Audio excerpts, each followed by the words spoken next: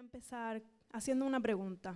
A ver, ¿alguna vez habéis recibido una promesa que sabías que se iba a cumplir, aunque todavía no había llegado el momento, de parte de Dios? ¿Sí? Cuando Dios promete algo, nuestra esperanza, escuchadme bien, nuestra esperanza no tiene que estar basada en lo que vemos hoy, sino en la fidelidad de aquel que hizo esa promesa. Porque Dios es fiel y el mismo siempre, lo que hemos estado cantando durante toda la alabanza. Y hay algo que es precioso durante toda la Biblia, y es que Dios cuenta una historia que va avanzando hacia Cristo. O sea, Dios revela a la humanidad, se revela hacia la humanidad progresivamente, ¿vale? Vamos proyectando. En Génesis ya encontramos promesas, ¿vale? En Éxodo encontramos la liberación. En los profetas, ¿qué podemos encontrar? Esperanza y misericordia. En los evangelios, ¿a quién encontramos? A Jesucristo. Y en la cruz encontramos ya la redención final. Y en Apocalipsis, ¿qué encontramos? Por eso se llama el título de hoy, de la cruz a la boda del Cordero. Pues ¿qué encontramos al final? Que Cristo vuelve, que su pueblo está con él y celebran esas bodas del Cordero. Y hoy vamos a aprender algo especial sobre la Pascua judía, las 4 copas. He intentado sintetizarlo en estos 35 minutos, pero aquí tenéis para investigar en casa, para leer, releer y preguntaros, porque es mucho contenido, quizás no lo lleguemos a entender por completo hoy, pero ya eso es responsabilidad de cada uno de investigarlo, ¿vale? Las 4 copas. Y quiero que entendamos algo, ¿no? La Pascua judía es una celebración que recuerda, ¿qué? ¿Qué recuerda la Pascua judía?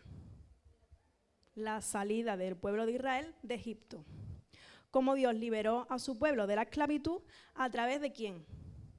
De su siervo Moisés. Y en esa celebración que se conmemora este acto, se toman 4 copas de vino, ¿vale? Pero la Pascua no es solamente una celebración de Israel para recordar el pasado, como Dios lo sacó de Egipto, ¿vale? Sino que la Pascua apunta hacia adelante, apunta hacia Cristo, y eso es lo que veremos hoy. Dice 1 Corintios 5, 7, desháganse de la vieja levadura, quitando a ese perverso de entre ustedes. Entonces serán como una nueva masa preparada sin levadura, que es lo que realmente son.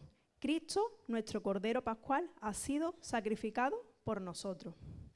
Cristo es ahora nuestra Pascua, ¿vale? Por eso en la noche antes de ir a la cruz, Jesús no está celebrando una cena de Pascua cualquiera, ¿vale? Está celebrando la Pascua. En esa Pascua toma el pan y toma de la copa y le da un nuevo significado a esos elementos. Dice Lucas 22, 20.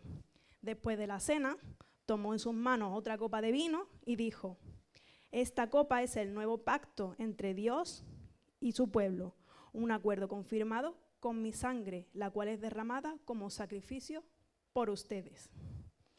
La copa de la Pascua ahora está apuntando hacia la sangre ¿de quién? De Cristo, ¿vale? Y ahora estaréis con un montón de preguntas, no me estoy enterando de nada, ¿verdad? ¿Qué es la Pascua? ¿Qué es la copa? No me estoy enterando, ¿verdad? Por eso ahora empieza el mensaje. Una introducción apuntando varios temas. Si después tenemos dudas, porque es un contenido bastante denso, pero me preguntáis después. Las 4 copas y las 4 promesas de Dios. Vamos a ir desglosando. Vamos a abrir nuestras Biblias, creo que no está ahí completo, Éxodo 6, del versículo 6 al 8. Porque antes de hablar de esos momentos de las copas, tenemos que hablar de esa promesa que Dios le da al pueblo de Israel, ¿no? Dice Proverbios 6, del 6 al 8. Por lo tanto, dile al pueblo de Israel: yo soy el Señor, te libertaré de la opresión que sufres y te rescataré de tu esclavitud en Egipto. Te redimiré con mi brazo poderoso y con grandes actos de juicio. Te tomaré como pueblo mío y seré tu Dios. Entonces sabrás que yo soy el Señor tu Dios, quien te ha librado de la opresión de Egipto. Te llevará a la tierra que juré a dar a Abraham, a Isaac y a Jacob. te daré a ti como tu posesión exclusiva. Yo soy el Señor. ¿Qué dice Dios que hará aquí? ¿Cuáles son las promesas? Te sacaré, te rescataré, o sea, la primera copa significa la copa de la santificación. Te sacaré, te rescataré. Luego la siguiente es, os liberaré, la copa de la liberación. Luego dice, os redimiré, la copa de la redención. Y la última copa, os tomaré por mi pueblo, la copa de la alabanza. ¿Vale? ¿Vamos bien? Entonces, la tradición judía, de la Pascua judía, estas 4 expresiones están relacionadas con 4 copas de la celebración. No estamos diciendo que en Éxodo, en el capítulo, dice, ahora tenéis que tomar una copa de esta manera, otra copa de... No, es un acto que se hace a través de la tradición judía, ¿no? Y cuando miramos esta imagen, yo veo a Cristo en ella, porque encontramos una preciosa enseñanza, ¿no? Porque Cristo vino ¿para qué? Para sacarnos, para liberarnos, para redimirnos y para hacernos su pueblo. ¿Veis el paralelismo? Pero todavía hay una promesa pendiente. ¿Cuál es? Que va a regresar por su iglesia, que regresará por nosotros, ¿vale? Entonces vamos a ver la primera copa, la copa de la santificación. Dice el texto, yo os sacaré, dice en otra versión, te rescataré, te libertaré de la opresión que sufre y te rescataré de la esclavitud de Cristo. ¿Quién hace este acto? ¿Quién es el primero? Dios, ¿vale? El comienzo siempre es con Dios. En la Pascua Israel tenía que recordar que Dios había actuado para sacar al pueblo de Egipto, ¿vale? ¿Y qué hizo Cristo? Él vino a sacarnos de nuestra esclavitud. ¿Estamos viendo el paralelismo? Dice Juan 8:34. Jesús contestó, les digo la verdad, todo el que comete pecado es esclavo del pecado. Ya no somos esclavos de Egipto, pero somos esclavos del pecado, ¿no? Antes de conocer a Cristo. El problema del ser humano no es que necesite ser mejor persona, ¿vale? No es que tengamos mejores condiciones cuando llegamos a Cristo, es que seamos muy felices, conseguir lo que nos propongamos, para eso no vino Cristo, ¿no? No necesitamos ninguna religión nueva tampoco, para eso no vino Cristo. No necesitamos cambiar hábitos o costumbres, no. Jesús vino para sacarnos, apartarnos, rescatarnos y ser liberados. Porque el pecado nos esclaviza. Jesús vino y cuando Jesús viene a nuestra vida, comienza una nueva vida, una nueva historia. Dice 2 Corintios 5:17. Esto significa que todo el que pertenece a Cristo se ha convertido en una nueva persona, nueva criatura. La antigua vida ya ha pasado. Una nueva vida comienza. Cristo no vino a hacernos un poquito mejor, ¿vale? Cristo viene a hacernos completamente de nuevo. Dice más adelante la Biblia que somos transformados como el barro que nos moldea. Nos viene a moldear de nuevo, ¿vale? Israel salió de la esclavitud de Egipto, nosotros en Cristo salimos de la esclavitud del pecado, ¿vale? Pero esa salvación siempre produce una separación, ¿sí? Que es exactamente lo que significa la primera copa de la santificación. Porque ser santo es no pecar nunca, ¿verdad? No. ¿Qué significa ser santo? Apartado. Ser santo, estar santificado es estar separado. Por eso la liberación, o sea, que te rescaten, tiene que estar apartado de ese peligro. Cuando Cristo salva, Cristo también santifica, nos separa. La primera copa nos recuerda que Cristo nos saca de donde estábamos. ¿De dónde te sacó Dios antes de conocerle? Quizás de una vida llena de pecado, de una vida religiosa pero sin Cristo, de una vida de orgullo, de amargura. Cada uno podemos estar en una circunstancia diferente, ¿no? Pero todos debemos reconocer que antes de encontrar a Cristo estábamos perdidos y que Cristo nos encontró. Amén. que yo era esclavo, que yo era esclava de una circunstancia, de una condición, pero que Cristo me sacó y me liberó. Dios me liberó de esa opresión que yo sufría, me rescató de esa esclavitud de mi Egipto, del Egipto que cada uno en que estuviéramos, ¿no? La segunda copa, la copa de la liberación. Esa segunda copa está en el texto de Éxodo 6:6, que dice: yo os liberaré ¿de qué? De la servidumbre, te rescataré de tu esclavitud en Egipto. No solo te libera, no solo te saca, sino que te libera de esa esclavitud, de esa servidumbre. No sé si habéis visto la película del Príncipe de Egipto, yo la vi ayer por, yo qué sé, cuántas veces la he visto ya. La vi con mi David y es preciosa. Si después tenéis tiempo la podéis ver, porque está hecho para niños y para adultos. Y podéis ver la ilustración mejor, ¿no? La cena de Pascua recordaba que Israel había dejado de estar bajo el poder ¿de quién? Del faraón, ¿vale? El pueblo de Israel estaba bajo el poder del faraón. Y el faraón le decía a Moisés que son míos, ¿no? Prácticamente. No, los israelitas son míos, ¿no? Igual que pasa con el pecado. ¿Qué dice el pecado? No lo suelto. ¿Qué dice Satanás? No lo suelto. Pero cuando pertenecemos a Cristo, el pecado ya no tiene derecho de gobernarnos.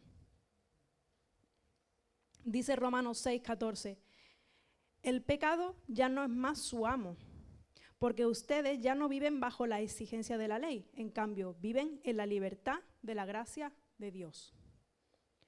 ¿Por qué? Porque Cristo pagó ese pecado. ¿Cuál fue la última plaga que mandó el Señor a Egipto? Bueno, al faraón y a Egipto. Las primogénitos. ¿Qué pasó ahí?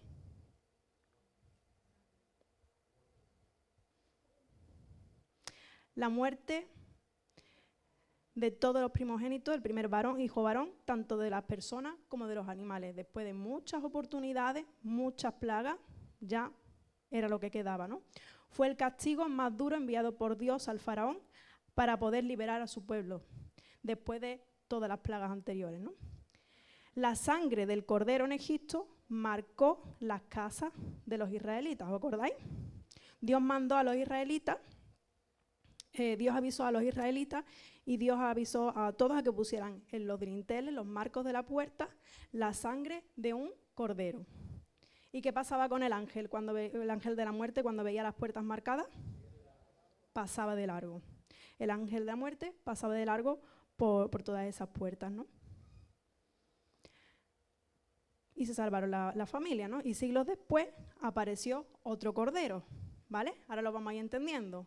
¿Qué decía Juan el Bautista? He aquí el Cordero de Dios que quita el pecado del mundo. Jesús no es otro maestro, otro filósofo, otro profeta, sino que es el Cordero de Dios. El Cordero que venía a derramar su sangre, que iba a morir, que va a resucitar y que un día va a regresar. La tercera copa, la de la redención. Todo esto lo mandaremos, ¿vale? La tercera copa se relaciona con el texto en el versículo que dice: yo os redimiré con mi brazo extendido. En otra versión dice: con mi brazo poderoso. ¿Qué significa redimir? Porque esa palabra ya no la usamos. En el contexto evangélico sí. Pero ¿qué significa redimir? Significa comprar para poder liberar, ¿vale? En el mundo bíblico la redención está relacionada con pagar un precio para poder rescatar a alguien, ¿sí? Comprar de nuevo, rescatar, liberar a alguien de la esclavitud o una deuda mediante el pago de un precio.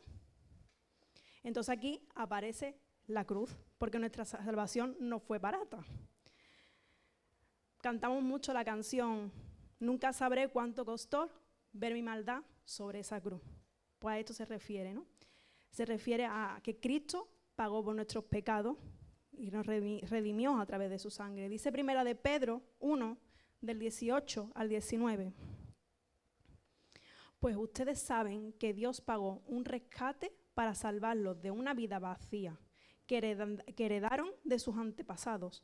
No fue pagado con oro ni plata, los cuales pierden su valor, sino que fue con la sangre preciosa de Cristo, el Cordero de Dios, que no tiene pecado ni tiene mancha.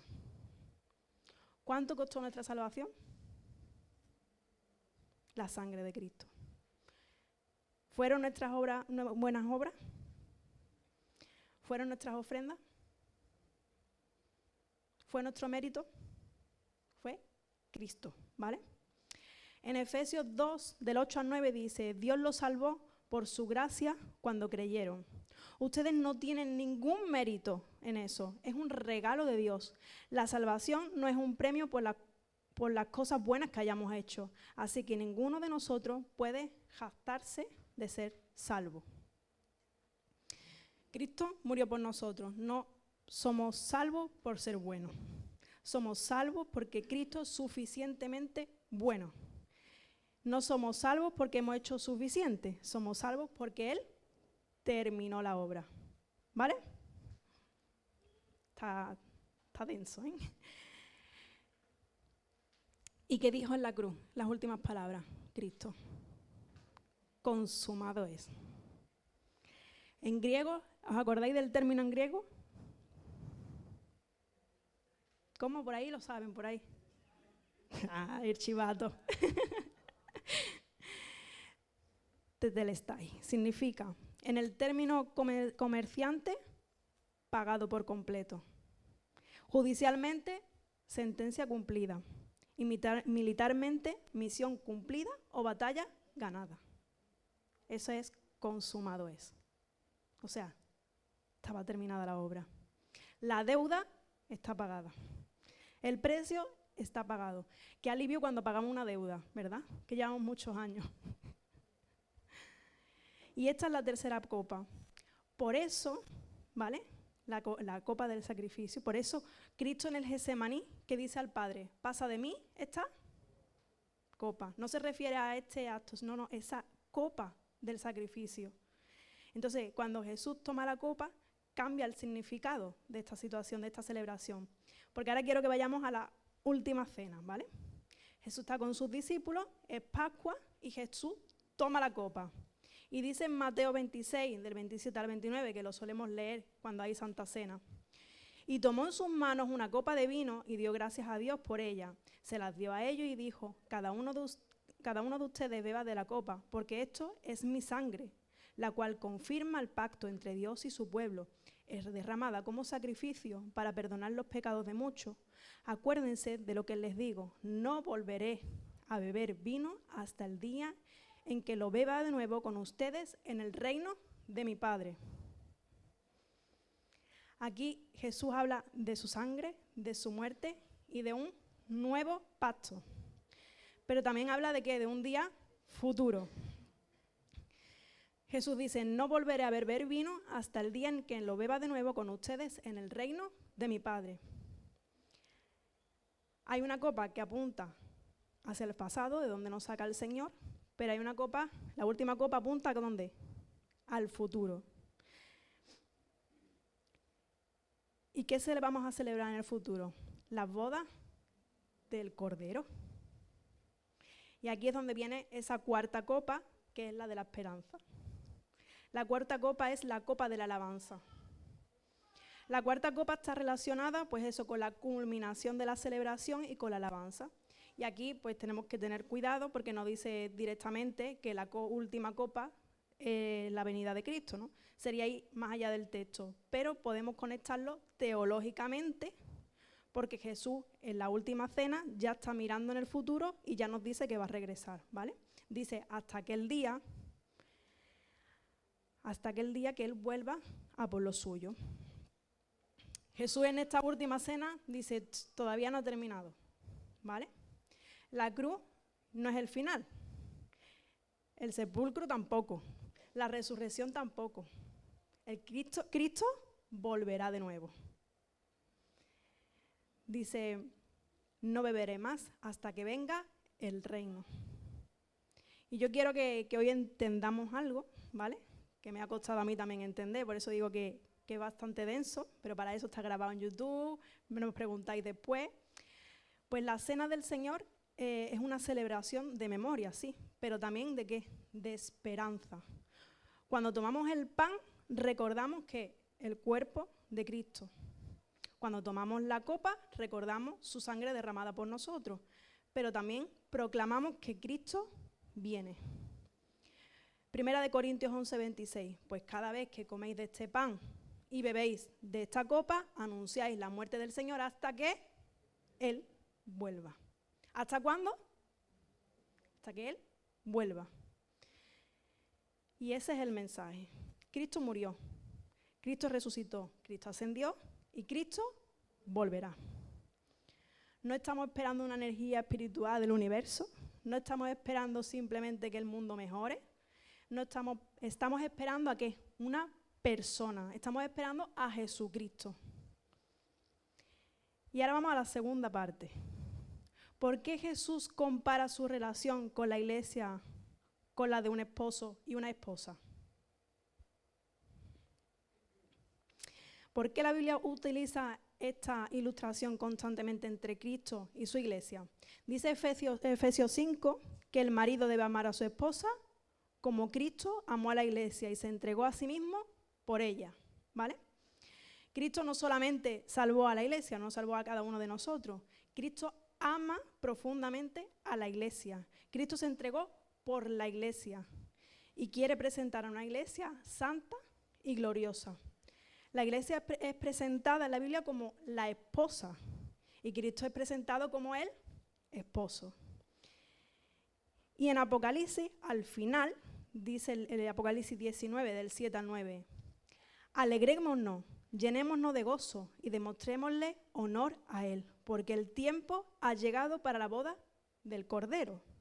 Y su novia se ha preparado.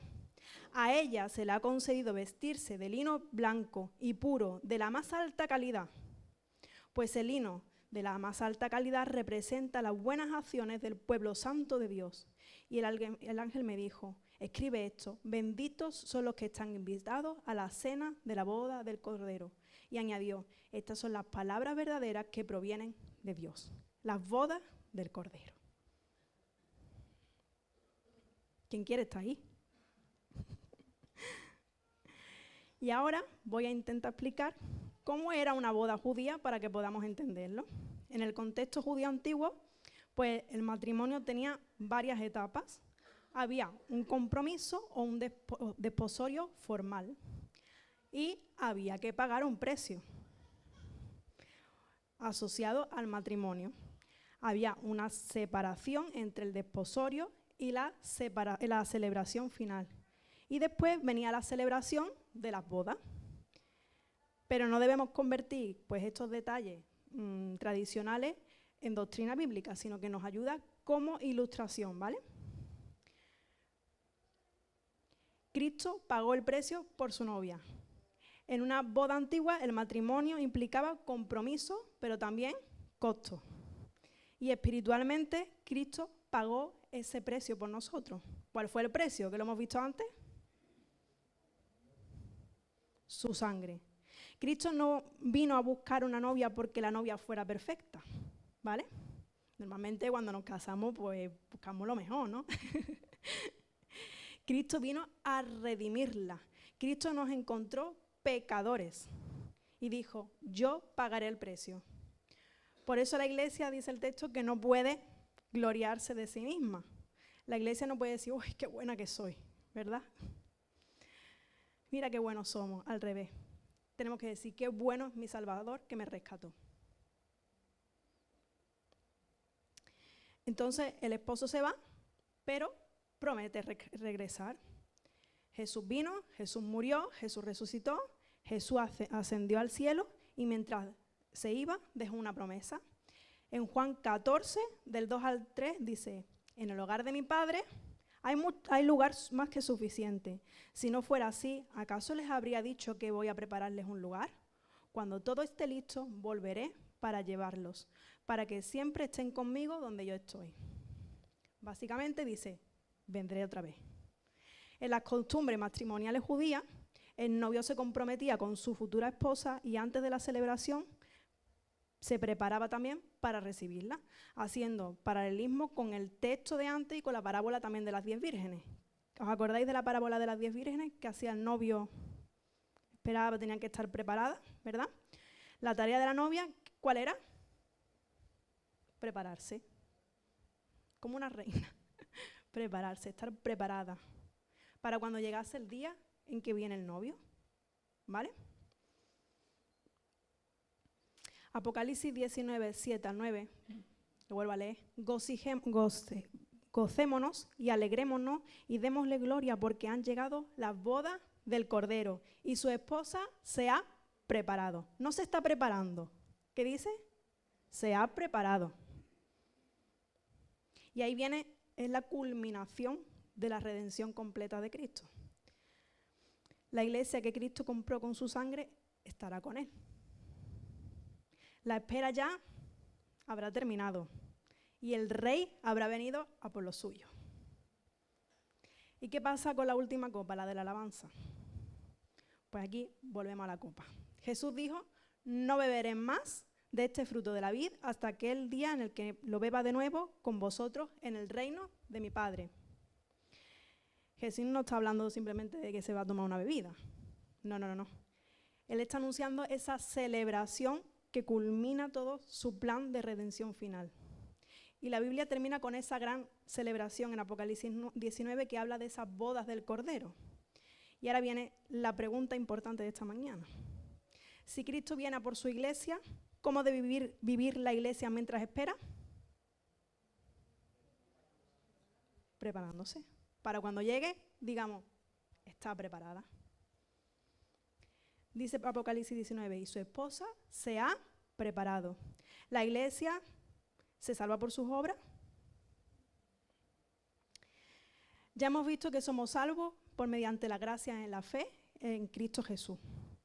Pero una persona verdaderamente transformada por Cristo, ¿cómo desea vivir? Completamente para Cristo, limpia, sin mancha, santificada. La novia se prepara. ¿Cómo? Pues como he dicho, en santidad, en obediencia, en fidelidad, en amor, en servicio, en oración. La iglesia no se queda esperando sentada. La iglesia dice que estará trabajando mientras espera al esposo. Jesús nos enseñó que debemos estar preparados. Dice Mateo 24, 44. Por tanto, también vosotros estad preparados, porque el Hijo del Hombre vendrá a la hora que menos pensáis. No sabemos el día, no sabemos la hora, no necesitamos inventarnos fechas, necesitamos vivir preparados, ¿vale? Porque para el creyente la segunda venida de Cristo es nuestra esperanza. Dice Tito 2:13, mientras anhelamos con esperanza ese día maravilloso en el que se revele la gloria de nuestro gran Dios y Salvador, Jesucristo. Y eso es la segunda venida, que el esposo viene. ¿Y qué significa para nosotros? 3 aplicaciones os quiero dejar. La primera, si Cristo te rescató, te redimió, no vuelvas a Egipto. Israel salió de Egipto, pero muchas veces Egipto quería volver al corazón del pueblo de Israel. Y espiritualmente pasa lo mismo. Cristo te saca del pecado, Él ya pagó el precio, y precio muy alto, como hemos recordado. No vuelvas a aquello de lo que Cristo te salvó, de lo que Cristo te sacó, de lo que Cristo te rescató. No juegues con el pecado. No alimentes lo que Cristo quiere matar. No vuelvas voluntariamente a la esclavitud. Recuerda el precio.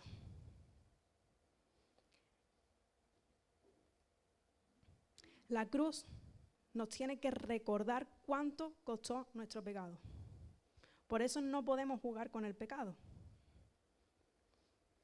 La segunda aplicación. Si Cristo viene, vive en santidad. Primera de Juan 3:3 dice, todo aquel que tiene esta esperanza en Él, se purifica a sí mismo y así como Él es puro. ¿Quieres saber si realmente estás esperando a Cristo? Mira cómo estás viviendo. Ya está. Porque esa esperanza de la segunda venida de Cristo tiene que producirnos santidad, que es esa preparación. Si sé que Cristo viene, yo quiero estar preparada. Si sé que el esposo va a venir, quiero serle fiel. Si sé que voy a verlo cara a cara, quiero vivir para agradarle. Y la tercera aplicación, si Cristo viene, tenemos que anunciar su evangelio, ¿verdad? Hay personas a nuestro alrededor continuamente que no conocen a Cristo, familiares, amigos, vecinos, compañeros del trabajo, personas que se sientan a nuestro lado, etcétera, etcétera, etcétera. Y nosotros conocemos esa esperanza o la estamos conociendo. Sabemos que Cristo murió, sabemos que Cristo resucitó, sabemos que ofrece perdón y sabemos que viene otra vez.